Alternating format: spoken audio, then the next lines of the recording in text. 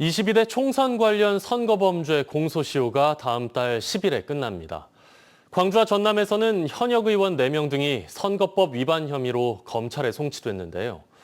향후 재판 결과에 따라 현역 의원들이 의원직을 유지할 수 있을지 관심이 쏠립니다.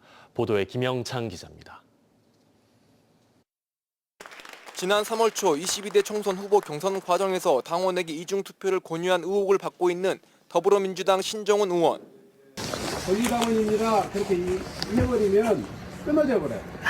아시죠? 그러니까 권리당원이 권리당원 정책에 참여하고 또 시민 그렇게 된다면 우리가 권리당원 아닙니다. 그렇게 눌러야 된다 이 말이에요.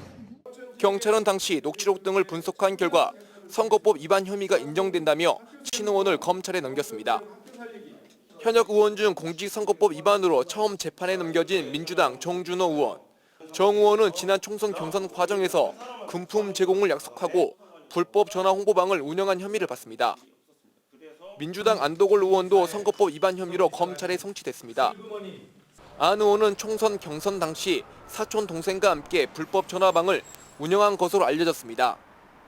또 방송사의 여론조사를 왜곡해 자신의 SNS 등에 올린 김문수 의원도 선거법 위반 혐의로 검찰에 송치됐습니다.